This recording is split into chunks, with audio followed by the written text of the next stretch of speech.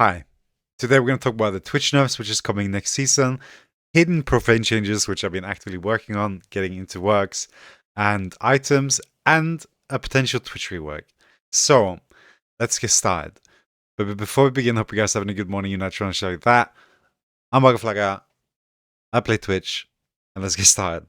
So first, just quickly on the nerfs, I actually don't think they're that bad, okay? I like the more like take a bit from everything approach as opposed to like take a lot from one thing. And to my understanding, a lot of the ADCs are getting nerfed. I do think that Draven is getting away quite hard right now, based on what I've seen. But my gut feeling and intuition about the Twitch changes or nerfs is that it's actually not that bad. On paper, it seems bad. It's probably going to be negative, right? Like initially, you're going to feel bad. But actually, I'm not sad about these changes. Like, I'm not like, it's good. It's fucked, right? There's other things happening as well, which is going to be positive. So, again, not that disappointed. But we'll go into that later as I talk about items. Second, Profane. The survivor which streams similarly to August called Endstep. He does some things with bug fixing and other things, and I've talked to him about this in the past, and he did actually take a look at it. I've talked to other writers, and they've also took a look at Profane Hydra, but this is the closest confirmation I've had about Profane Hydra actually being viable, right? So I'll just play the clip and then we'll talk. Just wanted to say, I think the reason Profane has the other script is because Rav Hydra used to have one proc every attack as opposed to an on-hit effect. That was on Profane 2 in the past, but Rav was changed to on-hit after Mythics. So the description seems changed, but the script itself is on Profane. That may be the origin of it. I'm not entirely sure. So it just seems like very obvious at this point that it should just work the same as the other Tiamat items. So, like I said, when we get some QA resources to make sure that it actually is all good, I'll just change it to the same way that the other ones work. Right. So this is very heavily positive news. And you might be wondering, well, why do you even want this?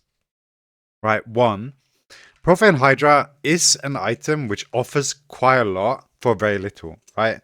It's not an item that scales of crit, it's like a singular item. And for me personally, when I see this item being viable, if it were to be right now, something you could have done or could do is go Blade the Rune King, Hurricane, and Profane Hydra, and you would have a very like small core build which would deal a lot of damage in team fights, right? And that would be particularly good for support. So I do think that if Profane Hydra were to or would have been viable now, that AD Twitch support actually would have been good, right? And for those that don't know, in the past I've played AD Twitch support to like 500-600 LP or something. I played the Titanic Hydra something I don't remember the name. During Mythics, I've played quite a lot on every role. Also ADC, I do think having the option, and now with 7 items coming out, I actually do think it'll be interesting too. And Profane Hydra obviously being the best damage TMIM, it would be nice, right? And I've had some arguments with this guy on his stream, or not arguments, but just made some points. And yeah, how it's looking right now, Profane Hydra is looking to get fixed. This is very good news. I'm very happy about this, and I'd love to see it get into the game.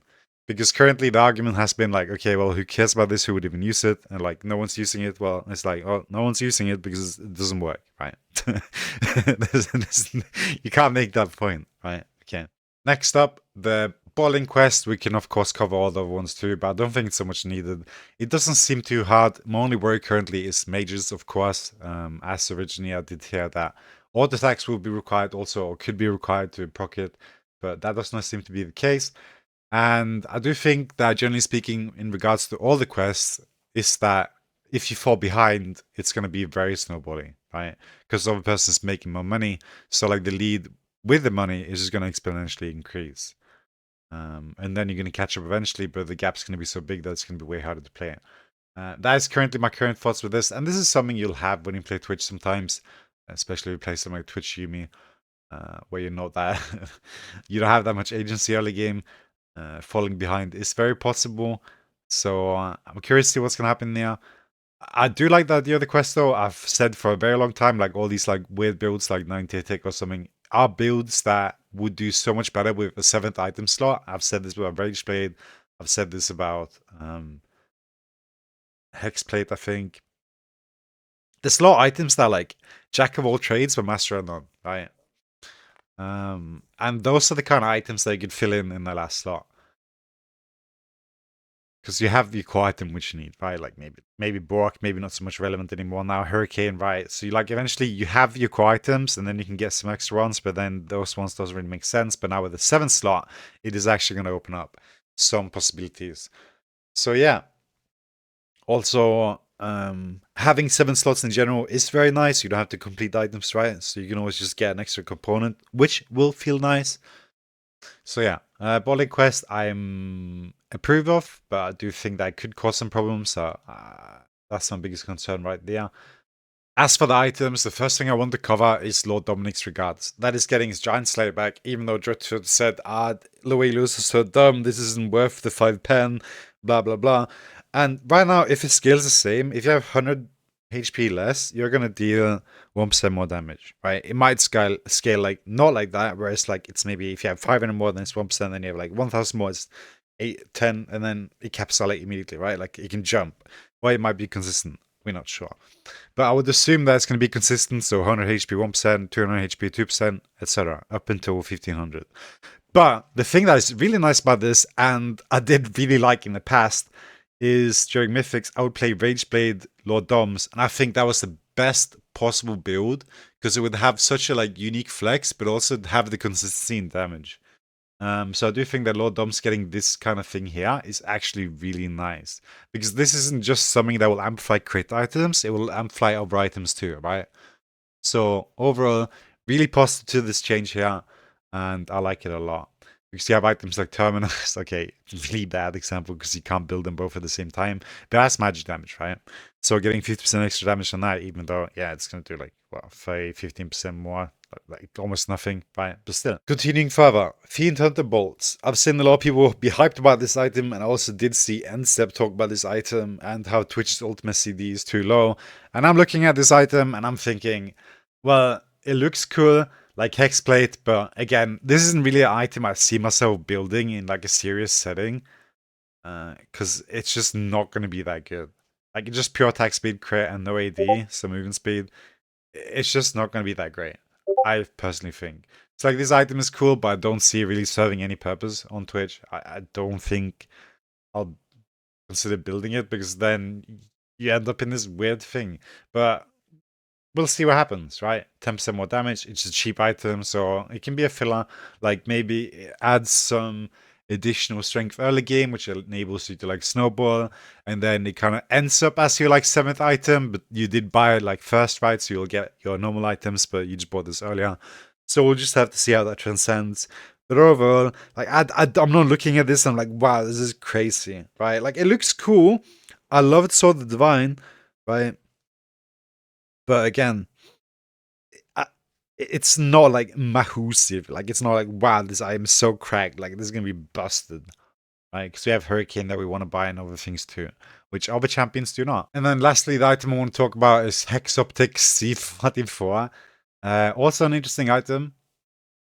Something I do see being viable too, doing increased damage based on your ranged, right? And then getting extra range after the first target dies, which I do think is interesting. And my only issue is that I do think the first part, like first kill, is more important than the second one. So I think like getting stats to kill the first one is more valuable than killing the second. But still, this is an item which is interesting, and I do think that it's going to be maybe more viable. But still a bit weird. So again, we'll just have to see. I'm not particularly like hyped about either of these items. I do think they're nice and interesting, but I'm not like going crazy over them. Now, lastly, the only thing of I want to cover, kind of, I mean, it might soften the blow if you're really like sad about the nerfs or whatever, or it might give you anxiety and make you try to enjoy every single moment that you have for now.